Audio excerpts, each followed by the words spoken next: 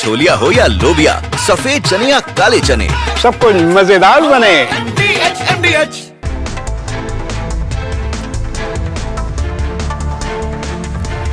नमस्कार, मैं हूं सैयद सुहेल और आप देख रहे हैं आपका नंबर 1 शो ये भारत की बात है। उम्मीद करते हैं आप सभी पूरी तरह से फिट होंगे और बहुत बहुत सेहतमंद होंगे। और आइए शुरुआत करने जा रहा हूं आज की पहली सबसे बड़ी खबर के साथ।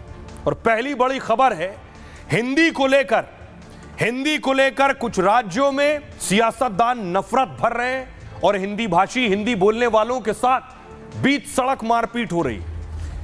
मराठी बनाम हिंदी आखिर क्यों हो रहा है? सोचिए, आज के दौर में जब देश चांद पर पहुंच चुका है, यह तस्वीर आ रही है, देखिए भाषा की लड़ाई पर। यह शख्स हिंदी नहीं बोलने की वजह से सिर्फ पिट रहा है। और देखिए पीटने वाला कौन है, पीछे सांसद साहब भी बैठे हुए हैं, इसकी पिटाई हो रही है।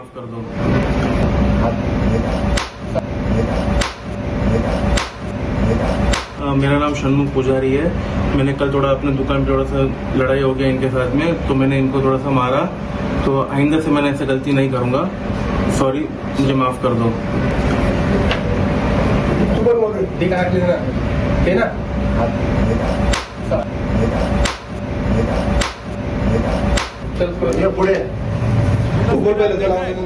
महाराष्ट्र की तस्वीरें ठाणे की, हिंदी बोलने वालों के साथ मारपीट हो रही है। उनसे पैर छूने को कहा जा रहा है, उन्हें थप्पड़ मारे जा रहे हैं, उनसे कान पकड़ने को कहा जा रहा है, सिर्फ इसलिए क्योंकि ये हिंदी भाषी हैं। लड़ाई हो गया इनके साथ में, तो मैंने इनको थोड़ा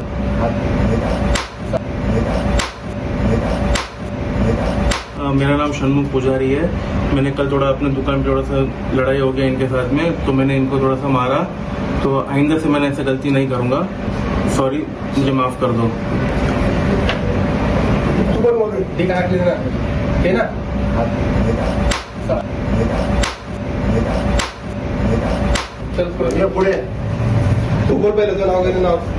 दूसरी तस्वीर देखिए, वो भी हिंदी की वजह से। यहां भी देखिए, मराठी ना बोलने पर मारपीट हो रही है कारोबारी से। पिछले दिनों तस्वीर भी मैंने आपको दिखाई थी। ये महाराष्ट्र में क्यों हो रहा है, कौन कर रहा है?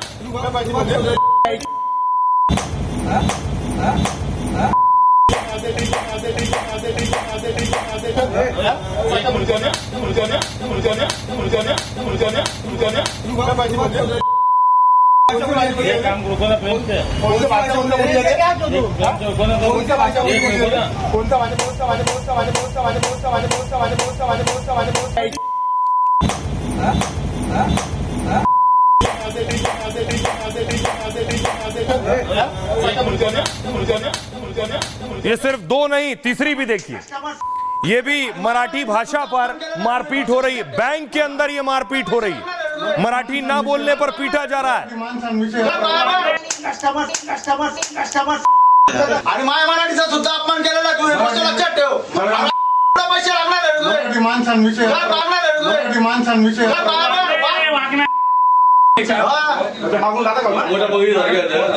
बघा सगळ्या कर्मचाऱ्यांनी, मी बोललो। इसके बाद पांव छूने को भी कहा गया। मी मराठीच्या विरोधामध्ये भाष्य केलं, हे बोल। मी एका मराठी माणसाचा अपमान केला, बोल। त्याचा गुजराताचा ऐकून हे बोल, तर तुला माफ करतो। आणि माय मराठीचा सुद्धा अपमान केलेला तू, हे गोष्ट लक्षात ठेव। पैसे लागणार आहे तुझे। अगली तस्वीर देखिए, एक कैब ड्राइवर से जो वाराणसी का रहने वाला है, हिंदी भाषी है, उसके साथ हिंदी बोलने पर मारपीट हो रही है। उसे पीटा जा रहा है, लोग सड़क पर मार रहे हैं। वो बता रहा है कि वो बनारस का रहने वाला है। बोल ना, बोल चल, मराठीत बोल ना। अरे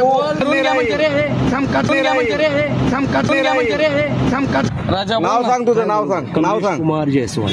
कुठलं गाव आहे तुझं? यूपी वाराणसी। अच्छा, यूपी वाला आहे। नाही तुझ्या रुबाब आहे तुझं, नाही तुझ्या रुबाब आहे तुझं, तुझ्या रुबाब आहे तुझा काय रे? थांब काच फुटली तर काय बाहेर थांब गाडीचं बसू दे त्याला। बाहेर महाराष्ट्रात राहून तू कस्टमरचे तुझ्या मनमानी घालणार का?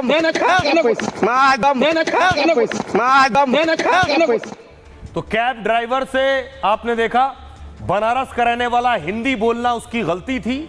उसके साथ मारपीट की गई। अब इसका विरोध शुरू हो गया है, देख रहे हैं आज बाकायदा कारोबारियों ने दुकानें बंद रखी थी इसके विरोध में कि मराठी बोलने की जबरदस्ती के नाम पर मारपीट जो गुंडे कर रहे हैं, उन पार्टियों के कार्यकर्ता कर रहे हैं जो सियासी दल कम गुंडे ज्यादा पालते हैं। इसके विरोध में देखिए आज दुकानें बंद रखी गई हैं। सुबह से लेकर शाम 5 बजे तक ये बंद था। व्यापारियों ने विरोध प्रदर्शन किया। ये तस्वीर आप देख रहे हैं। मुंबई में व्यापारी सड़कों पर निकले, नारेबाजी कर रहे हैं और अपना विरोध दर्ज करा रहे हैं कि ये तो हम नहीं सहेंगे महाराष्ट्र में। जय श्री राम, भारत माता की जय, भारत माता की जय, वंदे मातरम, वंदे मातरम, जय श्री राम, जय श्री राम, जय श्री राम, जय श्री राम, भारत माता की जय।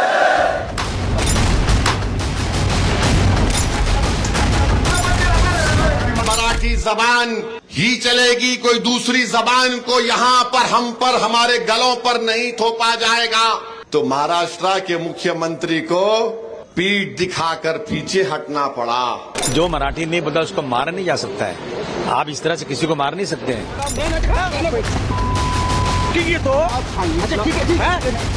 महाराष्ट्र में मराठी बनाम हिंदी की आग कौन सुलगा रहा है?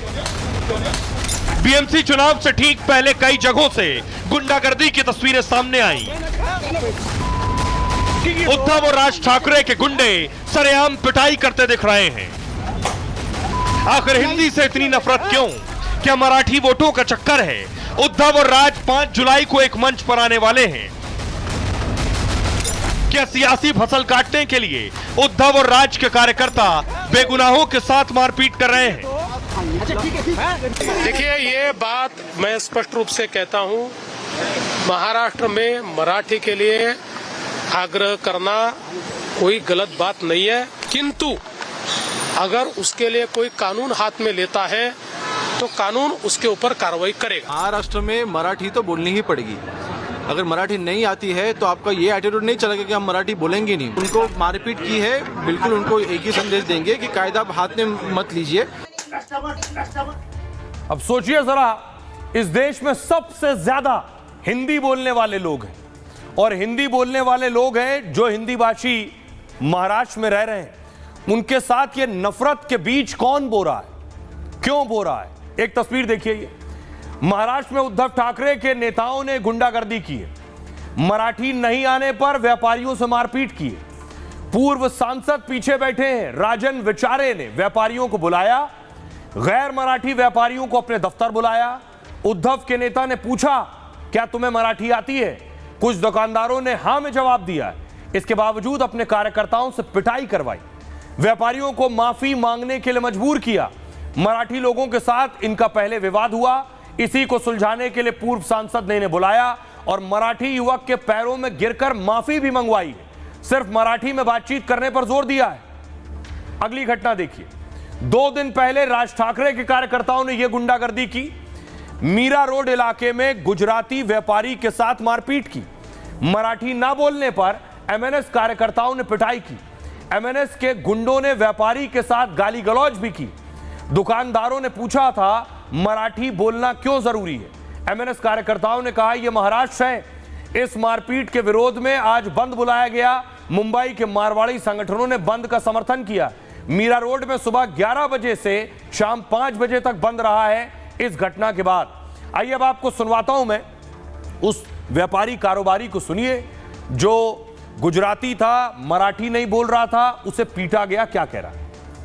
वो दुकान में आए और पूछा कि काम को तुम्हारी दुकान कौन सी स्टेट में है? मैं बोला महाराष्ट्र में है। और महाराष्ट्र में कौन सी भाषा बोली जाती है? तो मैंने बोल दिया था कि महाराष्ट्र में सभी भाषाएं बोली जाती है। इतना बोलने के बाद वो सब है ना मेरे ऊपर। आपको कितनी देर मारा था? मेरे को 10 मिनट मारा उन्होंने। वो मुंह पे दांत मेरा हिल गया है, उसके बाद कान का पर्दा भी फोड़ दिया है, गले में मारा है।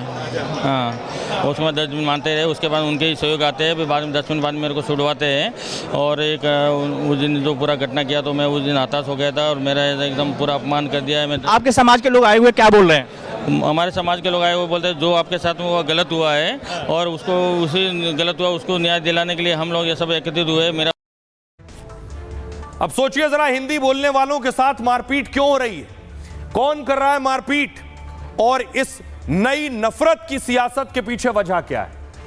आखिर क्या वजह है जो अचानक हिंदी बनाम मराठी की लड़ाई शुरू कर दी गई है? महाराष्ट्र में तीसरी भाषा हिंदी पर घमासान शुरू हुआ। सरकार ने पहले नोटिफिकेशन जारी किया था कि पहली से लेकर 5वीं तक हिंदी अनिवार्य, लेकिन राज उद्धव इसके खिलाफ मैदान में आ गए। ठाकरे ब्रदर्स ने 5 जुलाई को रैली का ऐलान किया। इसमें हिंदी को लेकर फडणवीस सरकार को घेरना चाहते थे। इससे पहले ही देवेंद्र फडणवीस ने फैसले को पलट दिया। दरअसल महाराष्ट्र में करीब 20% मराठी वोटर्स हैं।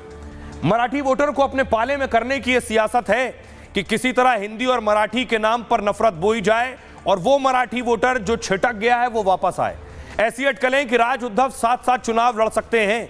बीएमसी चुनाव में दोनों दल साथ आ सकते हैं। मराठी अस्मिता का कार्ड फिर खेल सकते हैं। शिवसेना में टूट के बाद उद्धव कमजोर हुए, तो दूसरी तरफ राज ठाकरे भी, और उनका जादू नहीं दिख रहा है। अब हिंदी मराठी मुद्दे पर दोनों को मौका दिख रहा है, और यही वजह है कि अब हिंदी भाषियों को की पिटाई की जा रही है। सुनिए जरा, जो प्रदर्शन कर रहे हैं वो क्या कह रहे हैं। धमकाते हैं, ऐसा आते हैं, डराते हैं। क्यों मराठी बोलना जरूरी होता है क्या? महाराष्ट्र में रहते तो नहीं बोल रहे तो हम लोग आता है मराठी नहीं बोल सकता है ना, तो जरूरी बोला था, बाहर बीट करता है, ऐसे थोड़े होता है क्या? ऐसा मराठी नहीं आएगा तो कैसे बोलेगा? नहीं आता है मराठी तो प्यार से बोल सकते कि मराठी सीखो। मारना नहीं चाहिए था, मारना है वो गलत है। फिर भी हम अपना काम और बिजनेस करने के लिए यहाँ पर आए, क्या मारपीट करने के लिए थोड़ी आए? वो भी क्या महाराष्ट्र के अपना खुद का थोड़ी है ना, उनका है ना हमारा है। सब लोग अपना अपना काम करने के लिए इधर आए, तो मारपीट करने के लिए क्यों बोलते हैं मराठी बोलने के लिए? दुकान में सुबह सुबह आया, दूध उधार में नहीं दिया तो मारपीट किया। मेरा अकेला आदमी देख के दारू का बोतल सर पे ठोका। क्यों भाई? फिर उनको न्याय चाहिए। क्यों मारते हम लोग को? व्यापारी लोग को क्यों मांगते? मारपीट क्यों करता है व्यापारी लोग को? अरे कुल मिला के हम लोग अपना काम करें, मराठी बोले ना बोले, हिंदी हमारी राष्ट्रभाषा है, हम हिंदी बोलेंगे, मराठी बोले हमारी मर्जी, नहीं बोले वो हमारी मर्जी। इसके लिए कोई मारपीट नहीं कर सकता है। सर हमारे को, हम तो बिजनेस के लिए है राजस्थान से, हम मराठी भाषा का आदर करते हैं, लेकिन ये भाषावाद नहीं होना चाहिए सर। हम मेहनत से कमाने के लिए आए हैं। कोई भी व्यापारी के साथ में धरना जो होता है, जो पार्टीवाद में चलते हैं, अभी उसमें समर्थन क्या है, उनका उद्देश्य क्या है, वो समझ में नहीं आया है। बरोबर है, हम तो सुबह ईमानदारी से धंधा करते हैं, मेहनत करते हैं और महाराष्ट्र की धरती को कर्म भूमि मानते हैं। अब देखिए जरा, अब सवाल यह है कि आखिर क्या होने वाला है महाराष्ट्र में? हिंदी के लिए नफरत बोने के पीछे सियासत क्या है, किसकी है और क्यों है? क्या राज और उद्धव साथ आ रहे हैं, और साथ आने के पीछे और साथ साथ वजह यह है कि हिंदी के खिलाफ लोगों को भड़काया जाए और इसी बहाने मराठी वोटर्स को एक करके वोट लिया जाए? जरा देखिए रिपोर्ट कार्ड। पहले मैं आपको दिखाऊं राज ठाकरे का रिपोर्ट कार्ड। 2005 में राज ठाकरे ने शिवसेना छोड़ दी थी। इसके बाद अपनी पार्टी एमएनएस बनाई, लेकिन सियासी पहचान के लिए संघर्ष जारी है अभी भी, आज तक। सोचिए, 2009 में राज ठाकरे ने सिर्फ 13 सीटें जीती। तब मराठी मतदाताओं ने जरूर समर्थन किया, लेकिन एमएनएस, अब तक कोई सांसद एमएनएस से नहीं आया है। 2024 में चुनाव में एमएनएस खाता भी नहीं खोल पाई। राज ठाकरे अपने बेटे को चुनाव तक नहीं जितवा सके। माहिम सीट पर राज के बेटे अमित ठाकरे हार गए चुनाव। यहां शिंदे गुट ने अपने उम्मीदवार खड़ा किया हुआ था। राज की पार्टी को सोचिए सिर्फ 1.5% वोट मिला था। यह है खींच। वहीं उद्धव ठाकरे विधानसभा चुनाव में मात खा चुके। बीएमसी चुनाव में हर हाल में वो जीत चाहते हैं। लोकल चुनाव में राज की पार्टी बेहतर प्रदर्शन करती है। दोनों के साथ आने से मराठी वोटों में बिखराव नहीं होगा, और इसी वजह से राज की सभी नेताओं से मुलाकात हो रही है। राज ठाकरे ने एकनाथ शिंदे से भी मुलाकात की। अगर राज ठाकरे एकनाथ शिंदे के साथ चले गए, ऐसे में उद्धव की राजनीति पूरी तरह से खत्म हो सकती है। मुंबई के साथ ठाणे, पुणे, नासिक में एमएनएस का प्रभाव है। कल्याण, डोंबिवली, नवी मुंबई, छत्रपति संभाजीनगर में भी असर है। राज अकेले भले ही महाराष्ट्र में बड़ा कमाल नहीं कर पा रहे हैं, लेकिन गठबंधन में राज के साथ दूसरी पार्टी को भी फायदा होगा, और इसी वजह से ठाकरे ब्रदर्स साथ आने की कोशिश में जुटे। शिवसेना के साथ मराठी भाषा, मराठी अस्मिता का मुद्दा पुराना है, और हिंदी मराठी में नफरत पैदा कर अपनी सियासत में जान फूंकना चाहते हैं। यही है कोशिश। अब इस पर क्या कुछ कह रहे हैं असदुद्दीन ओवैसी और देवेंद्र फडणवीस। मराठा भाइयों को मुबारकबाद देना चाहता हूं, जो मराठी जबान पर फख्र करते हैं, क्योंकि महाराष्ट्र है, यहाँ की मदर टंग मराठी है। मैं उनको मुबारकबाद देना चाहता हूं कि आपने कह दिया कि यहां पर मराठी जबान ही चलेगी, कोई दूसरी जबान को यहां पर हम पर हमारे गलों पर नहीं थोपा जाएगा। तो महाराष्ट्र के मुख्यमंत्री को पीठ दिखाकर पीछे हटना पड़ा। ऑर्डर वापस ले लिए फडणवीस, कहा कि नहीं जीआर को वापस लेते हैं हिंदी जबान के बारे में। मैं मुबारकबाद देता हूं उन तमाम लोगों को जो मुत्तहिद होकर मुकाबला किए। मराठी महाराष्ट्र की भाषा है, उससे कोई उससे जो है उसका अपोज नहीं कर सकता, उसका हम सम्मान ही करते हैं। परंतु जो मराठी नहीं बोलता उसको मारा नहीं जा सकता है। आप इस तरह से किसी को मार नहीं सकते हैं। हिंदी भी इस देश की भाषा है और पार्लियामेंट में एक कमेटी है भाषा के लिए, जो हिंदी बोलने के लिए, लोगों को जातीय समझाने के लिए, सिर्फ और सिर्फ जनता को बेवकूफ बनाकर वोट लेने के लिए ये सब नौटंकी की जाती है और कुछ नहीं। देखिए, ये बात मैं स्पष्ट रूप से कहता हूं, महाराष्ट्र में मराठी के लिए आग्रह करना कोई गलत बात नहीं है। सरकार का भी मानना है कि मराठी का उपयोग ज्यादा से ज्यादा होना चाहिए, किंतु अगर उसके लिए कोई कानून हाथ में लेता है तो कानून उसके ऊपर कार्रवाई करेगा। अब देखिए जरा, आखिर भाषा तो राज्यों को और दिलों को जोड़ने वाली चीज है, लेकिन भाषा को लेकर आखिर नफरत क्यों? हिंदी और मराठी में जो लोग नफरत पैदा करना चाहते हैं उन्हें यह जरूर देखना चाहिए। सबसे पहले बात मैं हिंदी की करूंगा। हिंदी दुनिया की तीसरी सबसे ज्यादा बोले जाने वाली भाषा है। तीसरी भाषा है हमारे देश की हिंदी, जो दुनिया में सबसे ज्यादा बोली जाती है। इस पर हम गर्व और फख्र कर सकते हैं। अंग्रेजी और चीन की मंदारिन के बाद हिंदी सबसे ज्यादा बोली जाती है। दुनिया भर में 60 करोड़ लोग हिंदी बोलते हैं। भारत के साथ कई देशों में भी हिंदी बोलने वाले लोग हैं। अमेरिका में 4.5 लाख से ज्यादा हिंदी बोलने वाले मौजूद हैं। नेपाल में 8 लाख से ज्यादा लोग हिंदी बोलते हैं। हिंदी भारत के साथ फिजी की आधिकारिक भाषा भी है। ज्यादातर लोग हिंदी को राष्ट्रभाषा मानते हैं, लेकिन हिंदी राष्ट्रभाषा नहीं है। यह जरूर है कि सबसे ज्यादा भारत में बोली जाने वाली भाषा है। संविधान में किसी भी भाषा को राष्ट्रीय दर्जा नहीं दिया गया। संविधान सभा में इसको लेकर बहुत चर्चा हुई। लंबी चर्चा के बाद हिंदी को राजभाषा बनाने पर सहमति बनी। हिंदी को देवनागरी लिपि के रूप में राजभाषा का दर्जा मिला। राजभाषा जिसका उपयोग सरकारी कामकाज के लिए होता है, इसमें अदालत, संसद या व्यवसायिक काम शामिल होते हैं। राष्ट्रभाषा का इस्तेमाल राजनीतिक, सांस्कृतिक और सामाजिक कार्यों में होता है। अब बात मराठी की। मराठी महाराष्ट्र की इकलौती आधिकारिक राजभाषा है। महाराष्ट्र के अधिकतर लोग मराठी बोलते हैं। महाराष्ट्र के साथ गोवा की यह राजभाषा है। दुनिया में मराठी बोलने वालों की संख्या 10वें नंबर पर है। भारत में सबसे ज्यादा बोले जाने के मामले में तीसरे नंबर पर मराठी है। हिंदी और बंगाली के बाद भारत में सबसे ज्यादा मराठी बोली जाती है। करीब 10 करोड़ लोग मराठी भाषा बोलते हैं। मराठी भाषा 1300 साल से भी पुरानी मानी जाती है और इसकी शुरुआत संस्कृत से हुई थी। मराठी के व्याकरण और वाक्य रचना पाली और प्राकृत से लिया गया है। तो ये दोनों भाषाएं एक दूसरे से जुड़ी हैं। इन दोनों का एक दूसरे से संबंध है। इसलिए ऐसे लोगों से सावधान रहें जो भाषा के नाम पर आपको बांटना चाहते हैं। सुनिए जरा क्या कुछ कह रहे हैं राज ठाकरे के नेता और होम मिनिस्टर। भारतीय जनता के पक्ष के कुछ एजेंट है, उन्होंने इन सबको भड़काया और फिर वो बाद में वो मोर्चा निकाला गया। तो ये जो झगड़ा है, ये मोर्चा था, वो व्यापारियों का नहीं था, भारतीय जनता पक्ष ने पुरस्कृत किया वो मोर्चा था। 40 सेकंड का वीडियो सिर्फ दिखाया जा रहा है। उसके पहले भी कुछ चीजें हुई थी, वो चीजें कोई किसी को बता नहीं रहा है। तो जो भारतीय जनता पक्ष के कुछ लोगों ने जो उतना ही वीडियो कट करके डाला था, उसके आगे भी बहुत सारी चीजें थी। उन दोनों में बातें हुई, उन दोनों में मराठी भाषा और हिंदी भाषा के ऊपर डायलॉग हुआ और बाद में उनमें झगड़ा हुआ है। महाराष्ट्र में मराठी तो बोलनी ही पड़ेगी।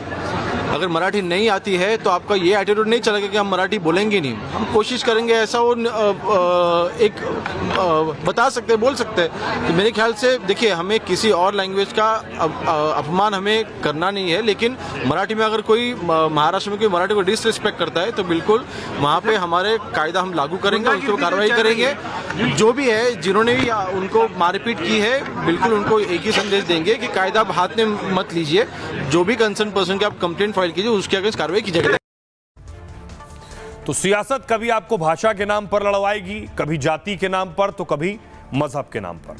आइए खबरों में आगे बढ़ते हैं। आज की एक और बड़ी खबर है, गृह प्रवेश पर जाति वाला क्लेश। जो बात मैंने आपसे कही, ये कथावाचकों के साथ जो मारपीट हुई, उनको जाति का स्टिकर लगा दिया गया, कहा गया यादव कथावाचक थे। एक कथावाचक के साथ मारपीट हुई, कहा गया ब्राह्मण कथावाचक थे। और इस जाति की लड़ाई के बीच देखिए अखिलेश यादव कहां पहुंचे। आज अखिलेश यादव पहुंचे थे आजमगढ़। आजमगढ़ सपा का गढ़ भी कहा जाता है। और यह तस्वीर अखिलेश की आप देख रहे हैं।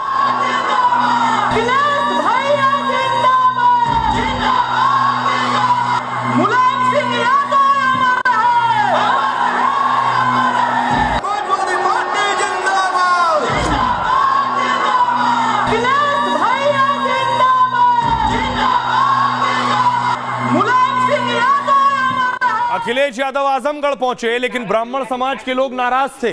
अपने अपने घरों पर काला झंडा अखिलेश के विरोध में लेकर खड़े थे, क्योंकि अखिलेश ने कथावाचकों के साथ मारपीट को जाति विवाद में बदला। देखिए हर घर में लोग काला झंडा लेकर खड़े थे अखिलेश के विरोध में। आजमगढ़ में अखिलेश का स्वागत काले झंडे के साथ हुआ। अखिलेश जी को ये काला झंडा दिखा के विरोध करते हैं। इटावा में जो कांड हुआ है ब्राह्मणों के साथ में, ब्राह्मण उसका विरोध करता है। तो ब्राह्मण विरोध कर रहे थे, लेकिन अखिलेश रैली को संबोधित करने वाले थे, मंच पर पहुंचे। देख रहे हैं अखिलेश यादव धर्मेंद्र यादव के साथ मंच पर थे। और इसी मंच पर पहुंचने के साथ ही अखिलेश की सुरक्षा में चूक हुई। अगली तस्वीर दिखाऊं। मंच पर एक शख्स दौड़ा अखिलेश की तरफ, कूदा है और अंदर अखिलेश तक पहुंच गया है। उसे रोकने की कोशिश को आपको मंच पर दिखाई दे रहे हैं। पुलिस वाले उसे रोक रहे हैं शख्स को, वो वहीं बैठ गया अखिलेश के सामने।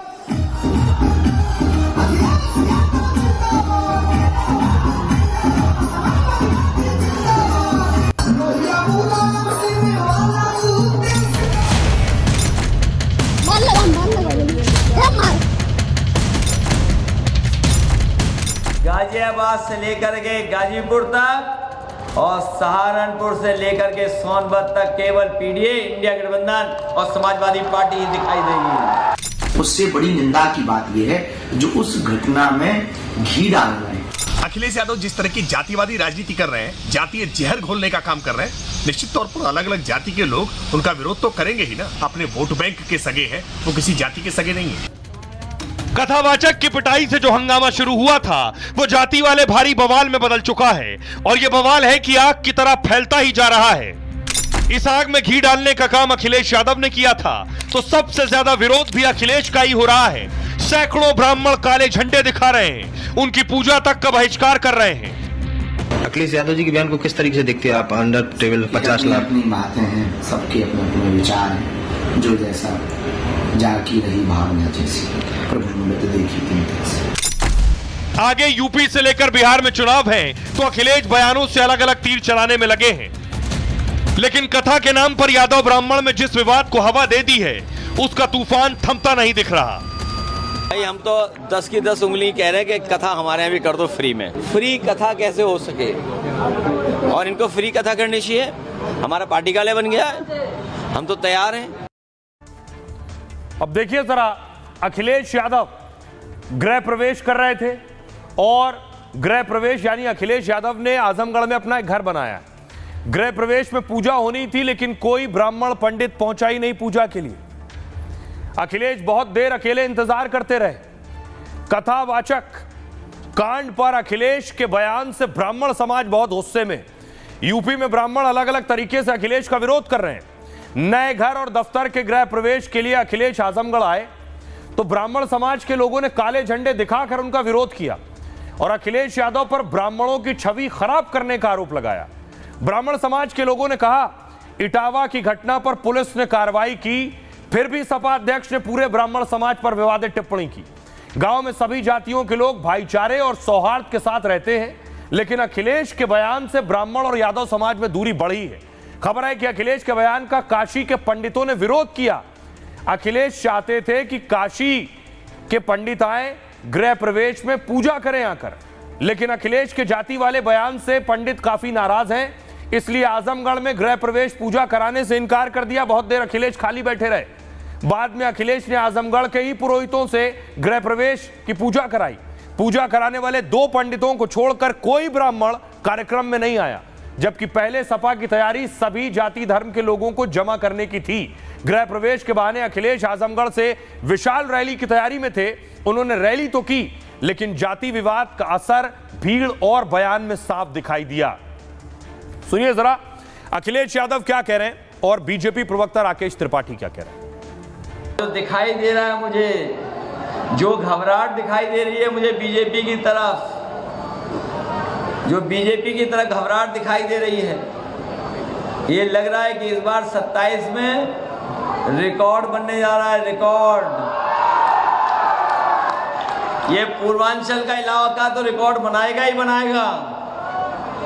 इस बार देख लेना, गाजियाबाद से लेकर के गाजीपुर तक और सहारनपुर से लेकर के सोनभद्र तक केवल पीडीए, इंडिया गठबंधन और समाजवादी पार्टी ही दिखाई देगी। इसलिए विकास का रास्ता चुनिए, खुशहाली का रास्ता चुनिए। अखिलेश यादव जिस तरह की जातिवादी राजनीति कर रहे हैं, जातीय जहर घोलने का काम कर रहे हैं, निश्चित तौर पर अलग अलग जाति के लोग उनका विरोध तो करेंगे ही ना। जिस तरह से लगातार ब्राह्मण समाज के खिलाफ जहर उगलने का काम अखिलेश जी ने किया है, ब्राह्मणों को अपमानित करने का काम किया है, तो जाहिर सी बात है जिनको बात नागवार गुजरेगी वो समाज तो उनका विरोध करेगा ही। और ये विरोध अभी उनका जिनका वो ठेकेदारी करते हैं ना, उस समाज से भी निकल करके आएगा, क्योंकि अखिलेश जी अपने वोट बैंक के सगे हैं, वो किसी जाति के सगे नहीं है। वैसे अखिलेश का एक घर लखनऊ में, एक बड़ा आलीशान घर इटावा के सैफई में भी है, लेकिन अखिलेश ने एक और घर बनवा लिया है आजमगढ़ में।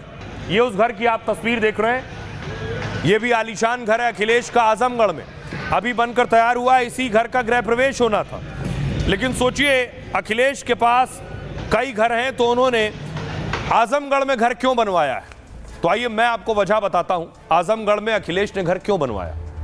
यह आलीशान बंगला समाजवादी पार्टी अध्यक्ष अखिलेश यादव का नया घर है।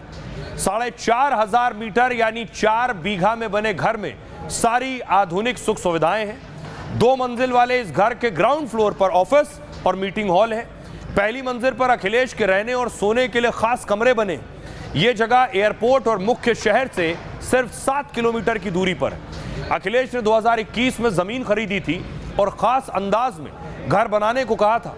घर में इतनी जगह है कि अखिलेश चाहें तो यहां से छोटी जनसभा भी कर सकते हैं। अखिलेश का पूर्वांचल गेट है ये। दरअसल इस नए घर से अखिलेश पूर्वांचल को साधेंगे, यानी ये अखिलेश का पूर्वांचल गेट है, ठीक वैसे ही जैसे योगी ने गोरखपुर को पूर्वांचल की पॉलिटिक्स का पावर सेंटर बनाया। पूर्वांचल में 28 जिले आते हैं और यहां विधानसभा की 160 से ज्यादा सीटें आती। मतलब पूर्वांचल की बाजी जिसने जीती वही यूपी की सत्ता तक पहुंचता है। 2017 के विधानसभा चुनाव में सपा को पूर्वांचल में सिर्फ 14 सीटें मिली। 2022 में सपा ने यहां 50 सीटें जीती और दोनों ही बार सत्ता से बाहर बैठना पड़ा। दरअसल अब आजमगढ़ की तरह अखिलेश पूर्वांचल में सपा को मजबूत करना चाहते हैं। दरअसल आजमगढ़ को समाजवादी पार्टी का मजबूत गढ़ माना जाता है।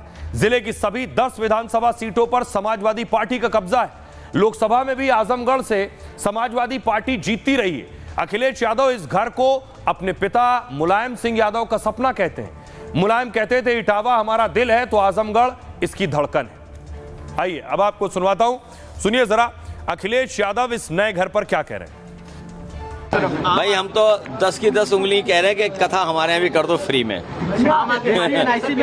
और सरकार से कहेंगे कि इंतजाम करे जैसे और जगह इंतजाम होता है। हम तो सभी कथावाचकों से आने वाले समय में फ्री कथा कैसे हो सके और इनको फ्री कथा करनी चाहिए।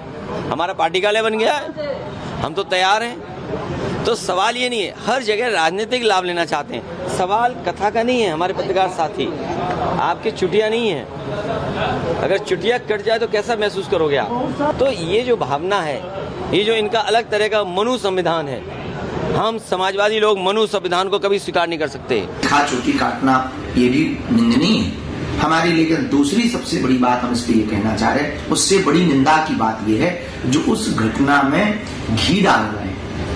हम भैया राजनीति पे कोई बयान देते नहीं, कोई हम पर यदि देता रहे, भगवान की इच्छा मान लेते हैं, हनुमान जी की इच्छा है, हम तो अपना कार्य सतत करते रहते हैं। सबके अपने अपने विचार हैं। जो जैसा जाकी रही भावना जैसी, प्रभु मूरत देखी तीन तैसी। तो बाबा बागेश्वर को आप सुन रहे थे। बाबा बागेश्वर दरअसल आज छतरपुर में थे, कथा कर रहे थे। ये तस्वीर आप देख रहे हैं। कथा में हजारों लोग थे, हजारों की भीड़ मौजूद थी कथा में, और इसी दौरान जो टेंट है, तंबू है, वो गिर गया। अगली तस्वीर में आपको दिखाऊं, ये आप देख रहे हैं। ये जब टेंट लगाया जाता है तो इसमें बड़े बड़े आप देख रहे हैं लोहे के खंभे होते हैं जिसके सहारे इसे रोका जाता है। ये गिर गया और इसमें बहुत से लोग दब गए। अगली तस्वीर दिखाऊं मैं आपको। उसके बाद घायलों को फौरन ले जाया गया अस्पताल। ये सब छतरपुर में बागेश्वर धाम में मौजूद थे।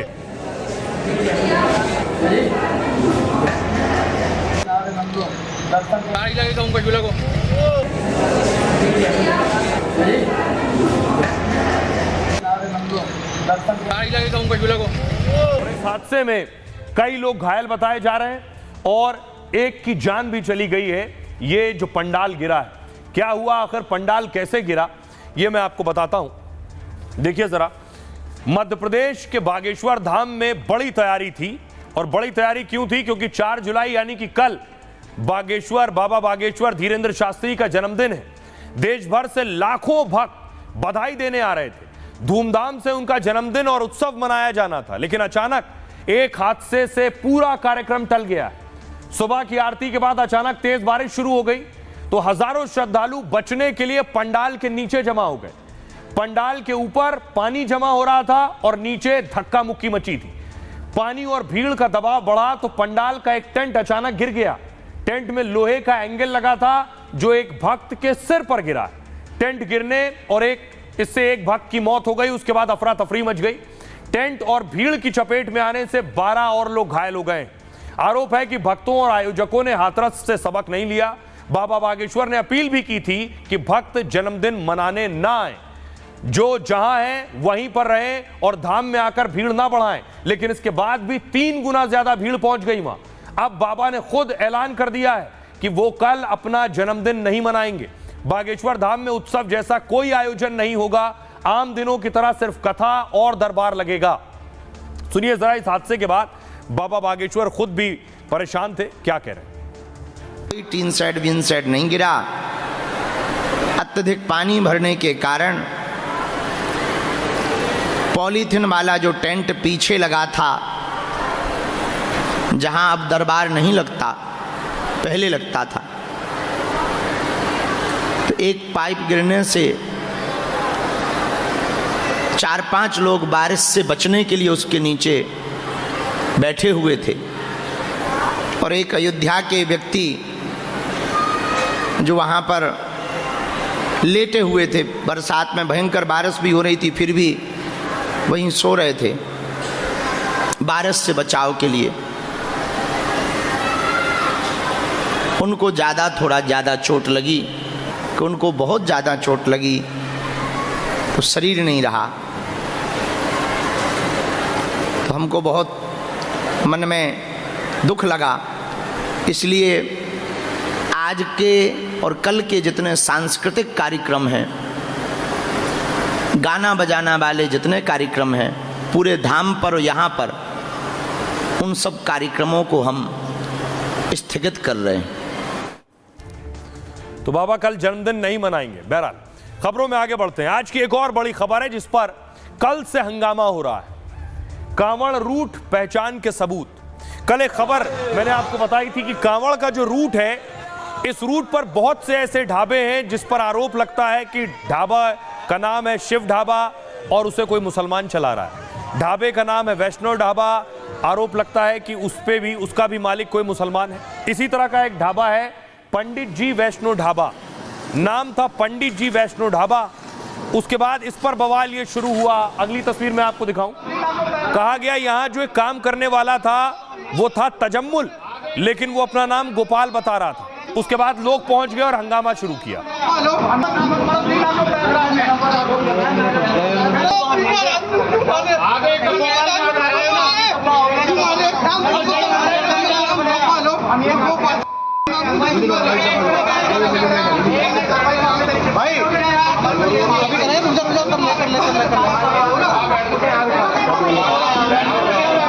अब आइए आपको पहले बताऊं ये पूरा बवाल है क्या, और बवाल के पीछे वजह क्या है और कैसे शुरू हुआ ये। दरअसल उत्तर प्रदेश के मुजफ्फरनगर में एक ढाबे को लेकर बवाल हुआ। हाईवे के किनारे बने इस ढाबे का नाम पंडित जी वैष्णव ढाबा। कांवड़ यात्रा से पहले हिंदू संगठन के कुछ लोग यहां पहुंच गए। ढाबे में काम करने वाले कर्मचारियों से उन्होंने कहा अपना आधार कार्ड दो। आधार कार्ड नहीं दिया तो ढाबे पर लगा बारकोड स्कैन किया। जब क्यूआर कोड स्कैन किया तो उसमें मुस्लिम नाम आते ही हिंदू संगठन के लोग भड़क गए। आरोप है कि एक ढाबा कर्मचारी की पैंट उतारने की भी कोशिश की गई। हालांकि हिंदू संगठन ने पैंट उतारने की बात से इनकार किया।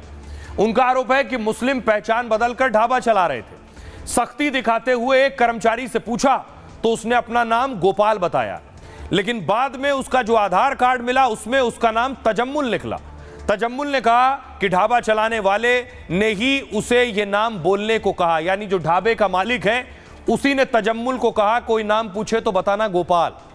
तजम्मुल से पूछा गया कि ढाबा कौन चलाता है तो उसने कहा पंडित जी है ढाबा चलाते हैं। बाद में तजम्मुल ने माना कि सनव्वर राठौर ही खुद को पंडित जी कहते थे। सनव्वर अपने दो बेटे आदिल और जुबैर के साथ ढाबा चलाते हैं, यानी सनव्वर ने अपना नाम पंडित जी बताया और तजम्मुल का नाम गोपाल। लेकिन सनव्वर का कहना है वो तो ढाबे में खुद सिर्फ एक कर्मचारी है। होटल की मालकिन दीक्षा शर्मा है। होटल का रजिस्ट्रेशन भी दीक्षा शर्मा के नाम है, लीज उन्हीं के नाम पर है। अगर मुस्लिम हिंदू के होटल में काम नहीं कर सकते तो हमें नौकरी छोड़ देनी चाहिए। हिंदू संगठन कह रहे हैं कि ढाबा में काम करने वाले आखिर पहचान क्यों छिपा रहे हैं। ये कांवड़ यात्रा और हमारी आस्था से खिलवाड़ की कोशिश है। हम किसी भी कीमत पर बर्दाश्त नहीं करेंगे। आइए अब आपको सुनवाता हूं, सुनिए जरा शिकायतकर्ता क्या कह रहे हैं और जो तजम्मुल है अपना नाम गोपाल बता रहा था वो क्या कह रहा है। सनव्वर का लड़का आदिल और सनव्वर का लड़का जुबैर, एक चौथा लड़का इसके नाबालिग है और एक को ये रिश्तेदार कह के बुलाते हैं। 5 बंदे थे। दीक्षा शर्मा जी ने जो है इशारा किया, बोला इसे अंदर लेके चलो। मुझे अंदर लेके गए, मुझे उस कमरे में डाल के मुझे बहुत बुरी तरीके से लगभग 1-1.25 घंटे तक मारा। तब मेरे साथ में इतना बुरा अत्याचार हो रहा, मेरी कुछ सुनवाई कीजिए। तो जी दरोगा जी के जो है बेहद अशोभनीय शब्द थे। चल वो लिख लेगा, वो स्वामी तेरी FIR। आपको ये इस बात का पता है कि नाम छिपाकर पहचान छिपाकर आप काम कर रहे थे। दीक्षा शर्मा से हमने बात की, उसने कहा कि हमें भी नहीं पता था गोपाल तजम्मुल निकलेगा। तो किसने कौन है पंडित जी, किसके कहने पर आपने किया था? पंडित जी 3 महीने से लिख रखा था, अपना लौंडा बना रखा था। सनोवर के कहने पर आपने किया था? किसने? अच्छा, आपको नौकरी पर किसने रखा था? नौकरी पर उन्होंने रखा था, सनोवर ने। पंडित जी ने। कौन है पंडित जी? पंडित जी का नाम तो बताओ किसने? सनोवर। तो सनोवर पंडित जी है जी। मुस्लिम है? मुस्लिम का नाम लिखा है। सनोवर का बेटा जुबैर है? नहीं जी। जुबैर कौन है? आदिल। आदिल तो सनोवर का बेटा ही है ना जी, उसका बाप मरा। सनोवर का बेटा जुबैर। आदिल। तो आदिल का पिता पंडित कैसे हो गया? देखो पहले ना गोद लेकर उसका बाप मर गया था। उसका बाप मर गया था। उसका बाप मर गया था आदिल का। हाँ जी। अभी आपने बताया आदिल का पिता सनोवर है। देखिए ये आप अभी भी सच नहीं बोल रहे हैं खुलकर। सच बोलिए ना खुलकर। क्या डर लग रहा है? किससे डर नहीं लग रहा। देखो क्या, किससे डर लग रहा है आपको? पंडित जी ने मेरा नाम रखा था 3 महीने। पंडित जी सनोवर है, पंडित जी कैसे हो गया? उन्होंने पंडित जी के नाम से ढप्पा चल रहा ना वो। उसने अपना नाम, सनोवर ने अपना नाम पंडित जी रखा था जी। सबको बोल रखा था कि मैं पंडित हूँ जी। लेकिन लेकिन वो मुसलमान हैं, लेकिन उन्होंने खुद को पंडित बताया था। हाँ जी। क्यों? होटल चलाने के लिए। आपका नाम क्या हुआ? राठौर। सनव्वर राठौर। आप मुस्लिम है? हाँ, मुस्लिम राजपूत। और ये जाबिर राठौर कौन है? ये भी मुस्लिम राजपूत है।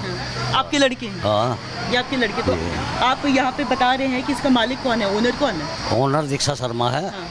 अगर स्कैनर जो लगा है तो इसलिए लगा कि सामान खरीद कर जाऊँ बस, और इससे ज़्यादा कुछ नहीं हो। अनीता का है, सुनील शर्मा का है, दीपांशु सैनी का है। तो आप ये जुबीर राठौर, फिर आपके बेटे क्या करते हैं यहाँ? ये कुछ नहीं करते। मेरा नंबर है, उसका बेटिया मैं हूँ। और आप क्या करते हैं? मैं यहाँ सर्विसमैन हूँ, इसकी देखभाल करता हूँ होटल की मालिक। ये सर्विसमैन है, लेकिन स्कैनर में अगर आप पेमेंट करेंगे तो वो इनके खाते में ही जाए। तो इस बात को लेकर पिछले लंबे वक्त से लड़ाई चल रही है कि हिंदू नाम ढाबे का, लेकिन मालिक मुसलमान। अब सोचिए ये इसी रूट पर क्यों हो रहा है, इसके पीछे वजह क्या है कि हिंदू ढाबे का मालिक मुसलमान, इसके पीछे की वजह मैं आपको बताता हूं। दरअसल आप उत्तर प्रदेश के नक्शे में मुजफ्फरनगर देख रहे हैं और ये जो मुजफ्फरनगर है यही कांवड़ का रूट भी है, कांवड़ यात्री इसी रूट से जाते हैं। मुजफ्फरनगर कांवड़ यात्रा के रूट का बहुत अहम शहर है।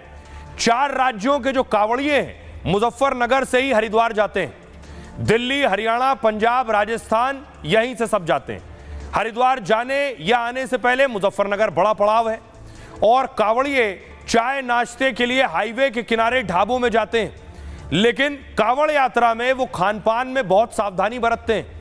जहां मांस मछली बन रहा हो वहां वो बिल्कुल नहीं खाते हैं। खाने में लहसुन प्याज पड़ रहा होता है तो भी वो मना कर देते हैं।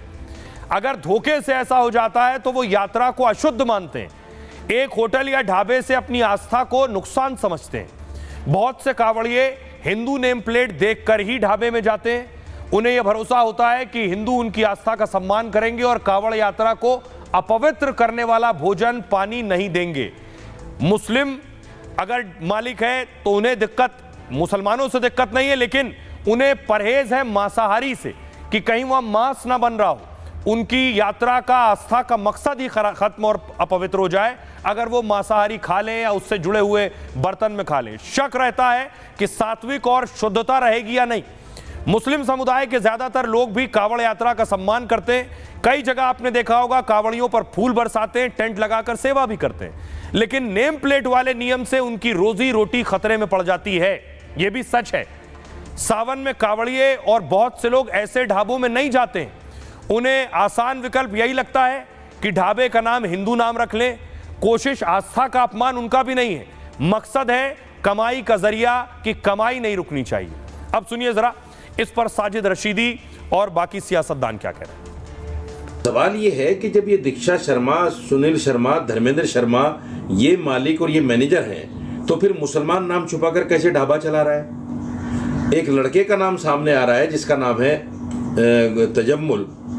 उसने साफ जाहिर कर दिया कि मेरे ऊपर दबाव बनाया होटल मालिकों ने कि तुम कड़ा पहन के रखो और अपना नाम गोपाल बताओ। उसमें उसकी क्या गलती है? सवाल ये है कि मुसलमानों को एक कारीगर के नाम से, एक मामूली से काम करने वाले के नाम से मुसलमानों को बदनाम किया जा रहा है।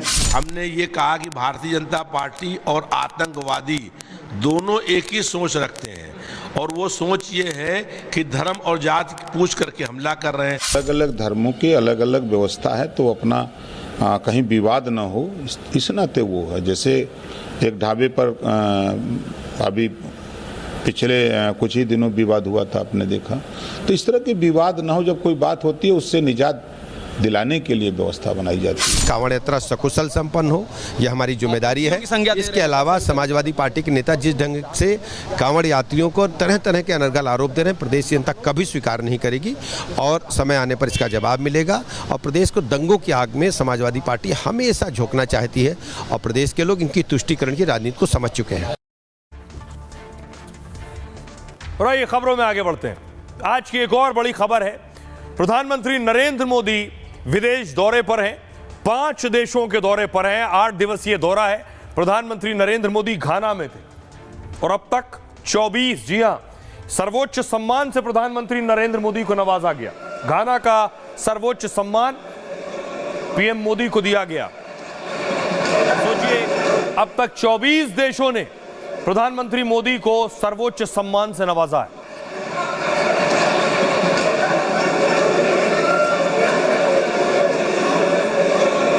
उसके बाद प्रधानमंत्री नरेंद्र मोदी घाना की पार्लियामेंट, संसद में पहुंचे और वहां सांसदों को संबोधित भी किया पीएम ने।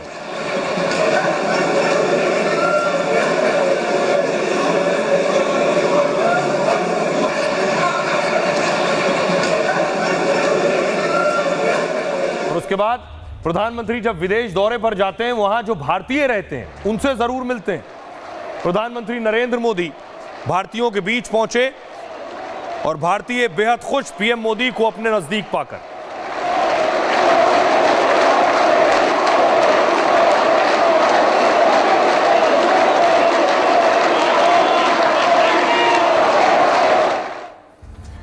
देखिए जरा, प्रधानमंत्री को जो सर्वोच्च सम्मान दिया गया, सबसे पहले उसकी बात करते हैं। घाना में पीएम को सर्वोच्च सम्मान से सम्मानित किया गया। घाना ने the officer of the order of the star का सम्मान दिया है। राष्ट्रपति जॉन महामा ने प्रधानमंत्री को इस सम्मान से सम्मानित किया है। सर्वोच्च सम्मान के बाद प्रधानमंत्री ने घाना का शुक्रिया किया। भारत के 140 करोड़ लोगों की ओर से मैं इस सम्मान के लिए घाना के लोगों को धन्यवाद देता हूं। हमारी दोस्ती आपके मशहूर शुगर लोफ अनानास से भी मीठी है, पीएम ने कहा। प्रधानमंत्री ने आज घाना की संसद को भी संबोधित किया। इस दौरान उन्होंने दुनिया को भी संदेश दिया, कहा यह युद्ध का समय नहीं है, बल्कि बातचीत और डिप्लोमेसी के जरिए समस्याओं के हल करने का वक्त आ गया है। दोनों देश संयुक्त राष्ट्र में सुधार के चाहते हैं और पश्चिम एशिया और यूरोप में संघर्षों से हम चिंतित हैं। प्रधानमंत्री मोदी 10 जुलाई तक विदेश दौरे पर हैं। उनके विदेश दौरे का सबसे पहला पड़ाव घाना है, जिसके बाद वो त्रिनिदाद और टोबैगो के लिए रवाना हो गए हैं और इसके बाद अर्जेंटीना, फिर ब्राजील में ब्रिक्स में शामिल होंगे और उनके इस यात्रा का आखिरी पड़ाव नामीबिया होगा। सुनिए जरा इस सर्वोच्च सम्मान के बाद प्रधानमंत्री मोदी ने क्या कहा। घाना के राष्ट्रीय अवार्ड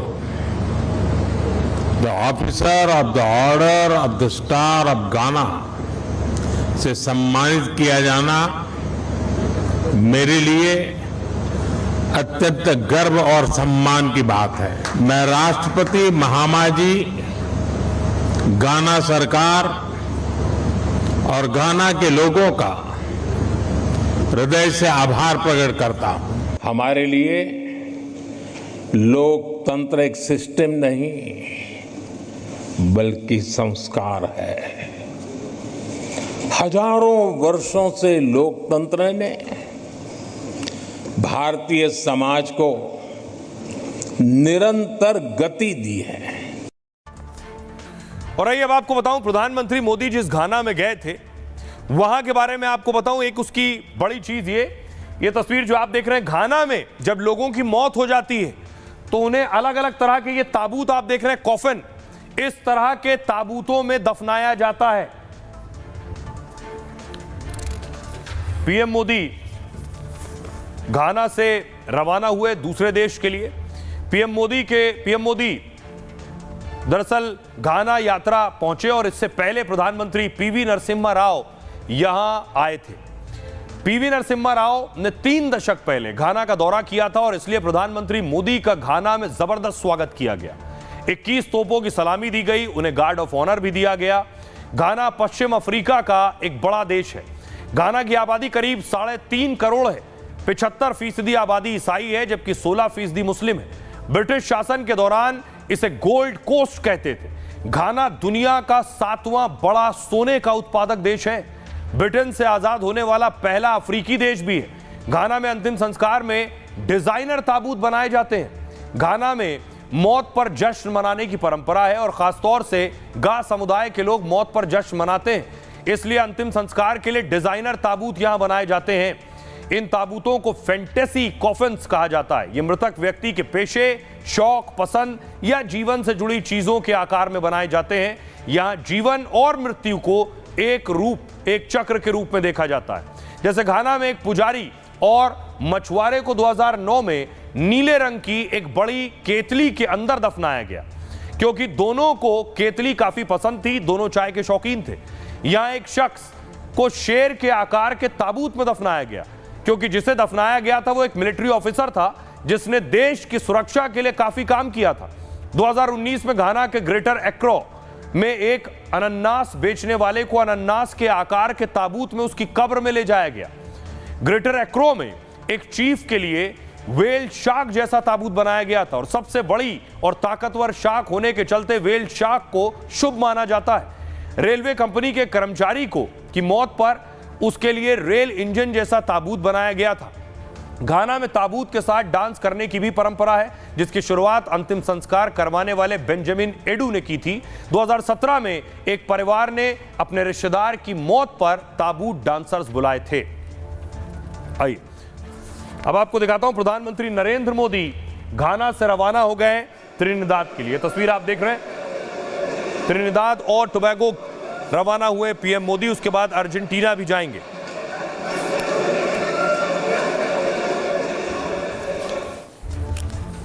तो रही खबरों में आगे बढ़ते हैं। आज की एक और हिला देने वाली खबर है। लोगों को फ्लाइट में सफर करने में डर लगता है।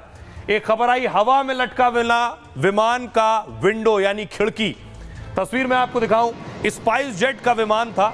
विमान के अंदर आपको लिए चलता हूं स्पाइस जेट की। अगली तस्वीर देखिए जरा, दूसरी तस्वीर दिखाइए। ये आप देख रहे हैं, ये आप देख रहे हैं खिड़की, ये विंडो शील्ड है, फ्रेम जो पूरी तरह से बाहर आ गया है। सोचिए, विमान हवा में था, गोवा टू पुणे की फ्लाइट थी और उस फ्लाइट का हाल ये था। ये तस्वीरें देखने के बाद लोग डर गए कि आखिर ये कैसा विमान है और ये क्या पूरी तरह से सुरक्षित सेफ लैंड हो पाएगा।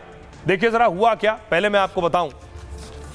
ये आप देख रहे हैं, ये स्पाइस जेट की खिड़की बाहर आ गई। फ्लाइट में एसी का काम ना करना, आपने सुना होगा, एसी काम नहीं कर रहे हैं, छत टपक रही है, यह भी आपने शायद सुना होगा। लेकिन खिड़की का बाहर आ जाना आपने शायद ही पहले सुना हो।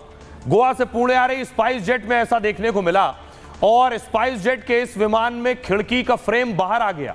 जब यह वाकया हुआ तब विमान 35,000 फीट की ऊंचाई पर था, यानी विमान जमीन से करीब 12 किलोमीटर की ऊंचाई पर उड़ रहा था।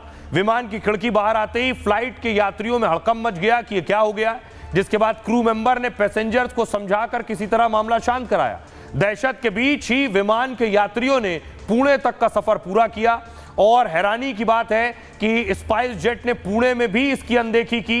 डीजीसीए ने मामले को गंभीरता से लिया और स्पाइस जेट से रिपोर्ट मांग ली है। खबर है कि डीजीसीए ने स्पाइस जेट विमान की फिटनेस रिपोर्ट मांगी है। डीजीसीए की सख्ती के बाद स्पाइस जेट ने विमान की उड़ान रोक दी है। आइए सुनवाता हूं आपको, सुनिए जरा एविएशन एक्सपर्ट क्या कह रहे हैं। पीछे पुणे की फ्लाइट में स्पाइस जेट की जो विंडो का आउटर फ्रेम होता है, विच इज बेसिकली कॉस्मेटिक, वो डैंगल करने लग गया था तो पैसेंजर्स में त्राही त्राही मच गई थी। बट ये कॉस्मेटिक होता है, इसमें कोई डेंजर नहीं था, ना कोई एयर प्रेशर में फर्क पड़ता है। एयर प्रेशर में फर्क पड़ता है अगर शीशा टूटे, पर शीशे की डबल लेयरिंग होती है, अनब्रेकेबल ग्लासेस होते हैं तो बड़ा सेफ होता है। ये प्योरली कॉस्मेटिक था तो इसमें कोई उसकी बात नहीं थी। पैसेंजर्स बड़े आराम से लैंड कर गए, there is nothing to panic. ये जो कॉस्मेटिक चीजें होती हैं प्लेन्स में कई बार ऊपर नीचे हो जाती हैं, इससे कोई ना पैसेंजर्स को ना एयरक्राफ्ट को कोई डेंजर होता है। सेफली पुणे में स्पाइस जेट का प्लेन लैंड कर गया। और आइए खबरों में आगे बढ़ते हैं। आज की एक और दर्दनाक खबर है, रेबीज से खिलाड़ी की मौत हो गई। तस्वीर मैं आपको दिखाऊं, ये कबड्डी खिलाड़ी जिसकी तस्वीर आप देख रहे हैं, ट्रॉफी हाथ में लिए हो। अगली तस्वीर देखिए जरा, इसकी दूसरी तस्वीर प्ले कीजिए। देख रहे हैं, रेबीज हो गया था और उसके बाद इसे पता नहीं चला और मौत हो गई। आइए आपको बताऊं क्या हुआ इस खिलाड़ी के साथ, जो शानदार खिलाड़ी था। रेबीज से खिलाड़ी की मौत का जो मामला है, ये बुलंदशहर का है। मृतक ब्रजेश सोलंकी राज्य स्तरीय कबड्डी खिलाड़ी था। 2 महीने पहले उसने कुत्ते के पिल्ले को बचाया। पिल्ला नाले में गिरा था और उसे ब्रजेश सोलंकी ने निकाला था, लेकिन इस दौरान उस पिल्ले ने उसके दाएं हाथ में काट लिया। ब्रजेश ने छोटा घाव समझकर रेबीज का इंजेक्शन नहीं लगवाया, लेकिन कुछ समय बाद ही उसकी हालत बिगड़ने लगी। जब तक रेबीज के बारे में पता चलता तब तक बहुत देर हो चुकी थी। परिवार वाले खिलाड़ी ब्रजेश को उठाकर अस्पताल भी ले गए, लेकिन डॉक्टरों ने उसका इलाज करने से हाथ खड़े कर दिए। रविवार को खिलाड़ी की रेबीज से तड़प तड़प कर मौत हो गई। आइए खबरों में आगे बढ़ते हैं। इसलिए डॉक्टर्स कहते हैं कि जरा सा भी कुत्ते का अगर दांत लग जाए या नाखून लग जाए तो फौरन इंजेक्शन जरूर लगवाएं और सावधानी बरतें। बहरहाल खबरों में आगे बढ़ें। अब आ रही है आज के सूत्र की। फिटनेस के लिए सिर्फ जिम जाना काफी नहीं, संतुलित खाना और पर्याप्त नींद और मानसिक रूप से स्वस्थ रहना भी बहुत जरूरी है। जिंदगी में फिटनेस का यह सूत्र दिया है मशहूर हॉलीवुड अभिनेता टॉम क्रूज ने। टॉम क्रूज का जन्म 3 जुलाई 1962 को अमेरिका के न्यूयॉर्क में हुआ था। 63 साल की उम्र में भी अपनी फिटनेस से वो 25 से 30 साल के जवान लगते हैं। लेकिन यह जादू रातों रात नहीं हुआ, इसके पीछे उनका काफी समर्पण और त्याग छिपा है। टॉम क्रूज जब 7 साल के थे तो पता चला कि उन्हें डिसलेक्सिया की बीमारी है। यह एक तरीके की सीखने की विकलांगता है। उन्हें पढ़ने लिखने और याद रखने में बहुत दिक्कत होती थी। वो क्लास में पीछे बैठते और अपने दोस्तों से भी अलग थलग रहते थे। एक टीचर के समझाने पर हाई स्कूल में उन्होंने ड्रामा यानी नाटक में भाग लिया और यहीं से मानो उनकी जिंदगी बदल गई। नाटक में हीरो का किरदार किया तो उन्हें लगा मैं इसी के लिए बना हूं। वो बड़े अभिनेता की तरह सोचने लगे।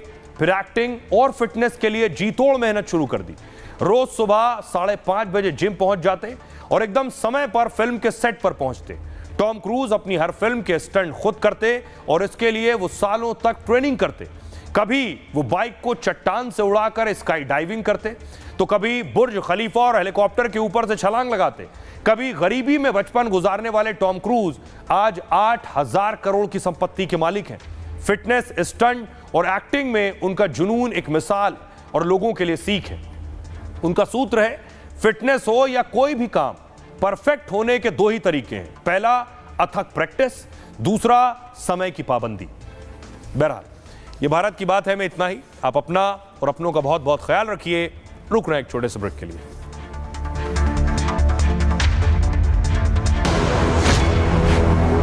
अब आया असली स्वाद। अब आया स्वाद। जब स्वाद के पड़े हो लाले तो MDH का चंकी चाट मसाला डालें। MDH का चंकी चाट मसाला। MDH